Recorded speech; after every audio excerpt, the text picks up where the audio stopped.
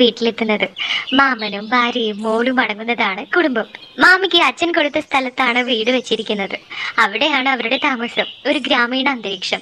അവിടെ നിന്നും ബസ് റൂട്ടുണ്ട് എൻ്റെ കോളേജിലേക്ക്. മാമൻ ഗൾഫിലാണ്, ഇപ്പോൾ ലീവിന് വന്നിട്ടുണ്ട്. മാമന്റെ പേര് രഞ്ജിത്ത്. പ്രായം 40-നോടടുത്തുണ്ട്. മാമയുടെ പേര് ദിവ്യ. 35 അടുത്ത് പ്രായം. ഒരു മോള് 2ൽ പഠിക്കുന്നു. എനിക്ക് വീടും പരിസരവും ഇഷ്ടമായി. ഡിഗ്രി കഴിഞ്ഞ് ഒരു കൊല്ലം PSC ക്ലാസ്സിന് പോയിട്ടാണ് ഞാൻ PG അഡ്മിഷൻ എടുത്തത്. ഞാൻ അവിടെ എത്തിയപ്പോൾ വൈകുന്നേരമായിരുന്നു. മാമനും മാമയും കൂടി എന്നെ സ്വീകരിച്ചു. എനിക്ക് അവരുമായി അധികം പരിചയമൊന്നുമില്ല. അതുവരെ പട്ടണത്തിൽ വളർന്ന എനിക്ക് ഗ്രാമവും അവിടെയുള്ള ജീവിതവും ഇഷ്ടപ്പെടുമോ എന്ന് അവർക്കും സംശയമുണ്ടായിരുന്നു. ഞാൻ ഫ്രഷായി ഫുഡ് കഴിക്കാനിരുന്നു. എല്ലാവരും ഒന്നിച്ചാണ് ഫുഡ് കഴിക്കുന്നത്.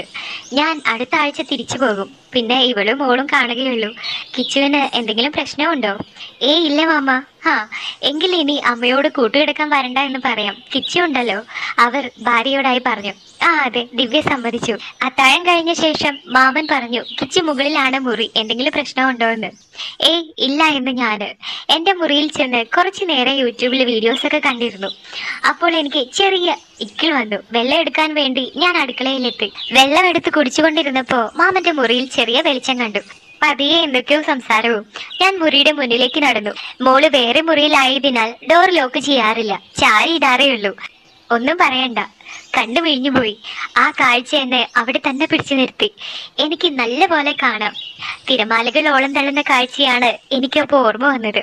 എനിക്കത് വളരെയധികം ഇഷ്ടമായി. ഞാൻ ആ കാഴ്ച കണ്ടുകൊണ്ട് നിന്നു. കുറച്ചു നേരമേ എനിക്കത് കാണാൻ കഴിഞ്ഞുള്ളൂ.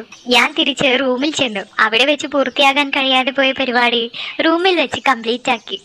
അപ്പോൾ ആരോ ഡോർ തുറന്ന് നടക്കുന്ന സൗണ്ട് കേട്ടു. ഞാൻ റൂമിൽ നിന്ന് ഇറങ്ങി നോക്കിയപ്പോൾ ദിവ്യ ബാത്റൂമിലേക്ക് കയറി പോകുന്നു.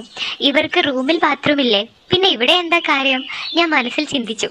അപ്പോൾ തന്നെ അതിനുള്ള ഉത്തരം ലഭിച്ചു. കള്ളി കെട്ടിയോന്നിറങ്ങിയ ശേഷം ഒന്ന് സന്തോഷിച്ചതാണ്. പാവം, നേരത്തെ കഴിച്ച ഫുഡ് വിശപ്പ് മാറ്റി കാണില്ല. കുറച്ചു നേരത്തിന് ശേഷം ഒന്നും കേൾക്കുന്നില്ല. ഞാൻ നേരെ റൂമിൽ പോയി കിടന്നു. പിറ്റേന്ന് രാവിലെ എഴുന്നേറ്റ് കോളേജിൽ പോകാൻ ഒരുങ്ങി. താഴെ വന്നപ്പോ ദിവ്യ ഒരു സാരി ഉടുത്ത് നിൽക്കുന്നു. നെറ്റിയിൽ ചന്ദനക്കുറി. മാമൻ ഒരു ഷർട്ടും ഉണ്ടും. എന്തേ എല്ലാവരും ഒരുങ്ങി നിൽക്കുന്നത്? എവിടെയെങ്കിലും പോയിട്ട് വന്നതാണോ? അമ്പലത്തിൽ പോയതാ. ഇന്ന് ഞങ്ങളുടെ വിവാഹ വാർഷികമാണ്. Happy wedding anniversary. ഞാൻ രണ്ടുപേരെയും വിഷ് ചെയ്തു. എന്നിട്ട് ഫുഡ് കഴിച്ചു. മാമൻ എന്നെ ബസ് സ്റ്റോപ്പ് വരെ കൊണ്ടുവിട്ടു. ഞാൻ കോളേജിൽ പോയി. ആദ്യ ദിനമായതുകൊണ്ട് ഉച്ചവരെ ക്ലാസ് ഉള്ളൂ. ഞാൻ തിരിച്ചു വന്നപ്പോ വീടിന് മുന്നിൽ വേറെ ഒരു സ്ത്രീ നിൽക്കുന്നു. ഒരു 40-50 അടുത്ത് പ്രായം. ഞാൻ അവരെ ഒന്ന് നോക്കി. കിച്ചു, ഇത് ഉമേച്ചി, നമ്മുടെ അയൽക്കാരിയാണ്.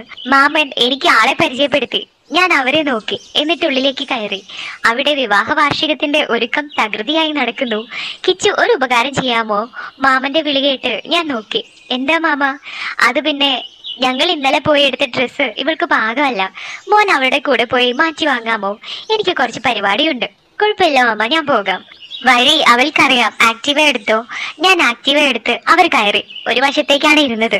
എനിക്ക് അങ്ങനെ വണ്ടി ഓടിച്ച് ശീലമില്ല. ഞാൻ ദിവ്യയെ പുറകിൽ വെച്ചുകൊണ്ട് വണ്ടി ഓടിച്ചു. എന്റെ മനസ്സിലപ്പോ ഇന്നലെ രാത്രി കണ്ട കാര്യം ഓർമ്മ വന്നു. അതെ കിച്ചു, എന്നെ മാമി എന്ന് വിളിക്കണ്ട കേട്ടോ. അതെന്താ? അത് പിന്നെ നമ്മൾ തമ്മിൽ അധികം പ്രായ വ്യത്യാസമൊന്നും ഇല്ലല്ലോ. എന്നെ ചേച്ചി എന്ന് വിളിച്ചോ? അവര് പറഞ്ഞു. ചേച്ചിയോ? അതിന് മാമി എന്റെ മാമന്റെ ഭാര്യയല്ലേ? കുഴപ്പമില്ല, അവരാരും ഇല്ലാത്തപ്പോ വിളിച്ചോ. ശരി, ഞാൻ സമ്മതിച്ചു. ദിവ്യ ചേച്ചി അതുപോലെ? മതി. എന്റെ ശ്രദ്ധ ഒന്ന് മാറിയപ്പോ വണ്ടി ഒരു ചെറിയ കുഴിയിൽ ചാടി. പറയണ്ടല്ലോ. ഞങ്ങൾ കടയിൽ ചെന്ന് തിരിച്ചെത്തി. വൈകിട്ട് ആഘോഷം കഴിഞ്ഞ് എല്ലാവരും തിരിച്ചുപോയി. ഞാനും മാമയും മാമനും ഫുഡ് കഴിക്കാനിരുന്നു. ഞാൻ ഏട്ടത്തിയുടെ പാത്രത്തിലേക്ക് കുറച്ച് ഇറച്ചി വിളമ്പി. അയ്യോ കിച്ചു, ഞാൻ ഇറച്ചി അധികം കഴിക്കാറില്ല. അതെന്താ? അവർ അങ്ങനെയാണ്. മാത്രമല്ല, ആക്റ്റീവ വാങ്ങി 2 കൊല്ലം ആകുന്നു. ഇതുവരെ ഓടിക്കാൻ പോലും വയ്യ. പേടിയാണോ? അല്ല, ആരും പഠിപ്പിക്കില്ല. ഏട്ടൻ വല്ലപ്പോഴും അല്ലേ നാട്ടിലുള്ളൂ. പിന്നെ എങ്ങനെ? ഇനി പേടിക്കണ്ട, കിച്ചു നിന്നെ പഠിപ്പിക്കും. അല്ല കിച്ചു? മാമൻ എന്നെ നോക്കി പറഞ്ഞു. അത്താഴം കഴിഞ്ഞ ശേഷം ഞങ്ങൾ റൂമിൽ കയറി. ഞാൻ കുറച്ചു കഴിഞ്ഞ് പരിപാടി കാണാൻ ഇറങ്ങി വന്നു. ഇന്നത്തെ കാഴ്ച കണ്ടപ്പോ വീട്ടിൽ തേങ്ങ പൊതിക്കുന്നതാണ് ഓർമ്മ വന്നത്. അങ്ങേര് ഇന്നും പണി പറ്റിച്ചു. പൈപ്പിലൂടെ ഫുൾ സ്പീഡിൽ വന്ന വെള്ളം പെട്ടെന്ന് നിന്നു പോയ പോലെയായി. ഇനിയും വെള്ളം ഉണ്ടോന്ന് നോക്കാനാവും. ദിവ്യ അത് വായിൽ വെച്ച് വലിച്ചു നോക്കുന്നുണ്ട്. പക്ഷെ ഫലമില്ലായിരുന്നു. പിന്നെ ഇന്നലെ നടന്ന സെയിം സംഭവമാണ് നടന്നത്. ഞാൻ തിരിച്ച് റൂമിൽ ചെന്നു. എന്നും ഇത് തുടർന്നുകൊണ്ടിരുന്നു. അങ്ങനെ മാമൻ തിരിച്ചു പോയി. ഇപ്പൊ അവിടെ ഞങ്ങൾ മാത്രമാണ് താമസം, ഞാനും ദിവ്യ ചേച്ചിയും മോളും. പക്ഷേ അന്നും ഞാൻ ദിവ്യയുടെ കരച്ചിൽ കേട്ടു. ഇരുട്ടായതിനാൽ ഒന്നും കാണാൻ പറ്റിയില്ല. പിറ്റേന്ന് രാവിലെ മോൾ എന്നെ അവരുടെ റൂമിലേക്ക് വിളിച്ചു. അവിടെ മോളുടെ പാവയുണ്ട്, എടുത്തു കൊടുക്കാമോ എന്ന്. അലമാരയുടെ മുകളിലാണ് പാവ. ദിവ്യ ചേച്ചിയും അവിടെ തന്നെയുണ്ട്. ഞാൻ മോൾക്ക് പാവ എടുത്തു കൊടുത്തു. കട്ടിൽ നീക്കിയിട്ടാണ് പാവ എടുക്കാൻ കയറിയത്. മോള് പാവ കൊണ്ട് പുറത്തേക്ക് ഇറങ്ങി. ഞാൻ കട്ടിൽ തിരിച്ചു നേരെയാക്കിയപ്പോ അതിൽ നിന്നും എന്തോ താഴെ വീണു. ഞാൻ താഴെ വീണ സാധനം നോക്കി. അപ്പോ ഇതാണല്ലേ ആയുധം, ഞാൻ മനസ്സിലോർത്തു. ദിവ്യ അതെടുത്ത് തലയിണയുടെ അടിയിൽ വെച്ചു. അവളുടെ മുഖത്ത് ഒരു ചമ്മൽ കാണാം. ഞാൻ റൂമിൽ നിന്നും വെളിയിലിറങ്ങി. അങ്ങനെ ഒരു ദിവസം ദിവ്യ ചേച്ചിയുടെ വീട്ടിൽ പോകാൻ വിളിച്ചു. ഞാൻ ആക്റ്റീവ എടുത്തു. ഇപ്രാവശ്യം ഞാൻ പറയാതെ തന്നെ അവർ ശരിക്കും ഇരുന്നു.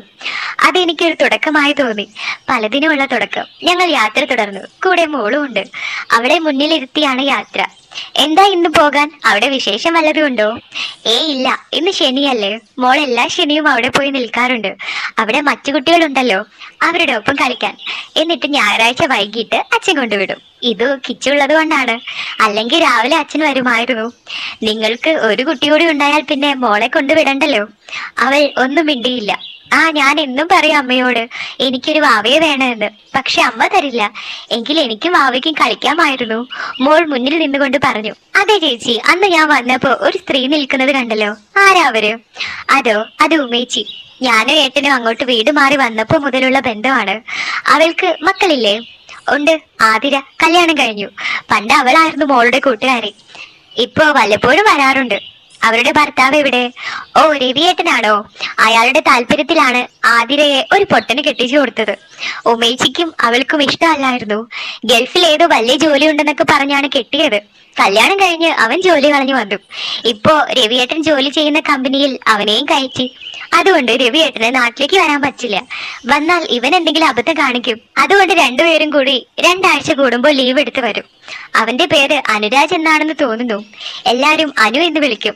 ദിവ്യ ഉമേച്ചിയുടെ കുടുംബകാര്യം പറഞ്ഞുകൊണ്ടിരിക്കുന്നതിനിടയിൽ ഞങ്ങൾ കുടുംബ വീട്ടിലെത്തി. മോളെ അവിടെയാക്കി തിരിച്ചു പോന്നു. ചേച്ചി വണ്ടി ഓടിക്കുന്നോ? മാമൻ വരുമ്പോ നമുക്ക് ഓടിച്ചു കാണിക്കണ്ടേ? തിരിച്ചു വരുന്ന വഴി ഞാൻ ചോദിച്ചു. വേണോ? ഇവിടെ നല്ല തിരക്കല്ലേ, തിരക്കൊഴിഞ്ഞു നോക്കാം. അവർ സമ്മതിച്ചു. ഞാൻ തിരക്ക് കഴിഞ്ഞ് വണ്ടി നിർത്തി. എന്നിട്ട് ഇറങ്ങി. തിരക്ക് കഴിഞ്ഞു, ഇനി ഓടിച്ചോ എന്ന് പറഞ്ഞു. വേണോ? നമുക്ക് പിന്നെ നോക്കാം. അതൊന്നും പറഞ്ഞാ പറ്റില്ല, ഇപ്പൊ നോക്കാം. അല്ലെങ്കിൽ മാമൻ വരുമ്പോ നാണക്കേട് എനിക്കാണ്. ഞാൻ ചേച്ചിയെ ഇരുത്തി. എന്നിട്ട് ബാക്കിലിരുന്നു. എല്ലാം പരിചയപ്പെടുത്തി. അവർക്ക് സൈക്കിൾ ഓടിച്ച് പരിചയമുള്ളത് കൊണ്ട് അധികം കുഴപ്പമില്ലായിരുന്നു. ഓടിക്കാൻ അറിയാമല്ലോ, പിന്നെ എന്താ പ്രശ്നം? അത് ഒരു ആത്മവിശ്വാസം ഇല്ല. അത് നമുക്ക് ശരിയാക്കാം. ചേച്ചി എന്നെ പിറകിലിരുത്തിക്കൊണ്ട് പയ്യെ വണ്ടി ഓടിക്കാൻ തുടങ്ങി. കുറച്ചു ദൂരം പോയപ്പോ ഒരു പട്ടി വണ്ടിക്ക് കുറുകെ ചാടി. പെട്ടെന്ന് വണ്ടി വെട്ടിച്ചു. ഞാനപ്പോ ഒരു കൈ കൊണ്ട് അവളെ പിടിച്ചു. മറ്റേ കൈ കൊണ്ട് ബ്രേക്കും പിടിച്ച് വണ്ടി നിർത്തി. അവർക്ക് പക്ഷെ ഒരു ഭാവമാറ്റം കാണിച്ചില്ല. ബാക്കി ഞാൻ വാങ്ങി ഓടിച്ചു. നാളെ അവധിയല്ലേ, നമുക്ക് രാവിലെ നോക്കാം. ഞാൻ തിരിച്ച് വീട്ടിൽ വന്നു. എന്റെ മനസ്സിൽ അപ്പോൾ ഓർമ്മകൾ അലയടിച്ചു. ഞാൻ ഫോൺ എടുത്തു. എന്നിട്ട് റൂമിൽ കയറി.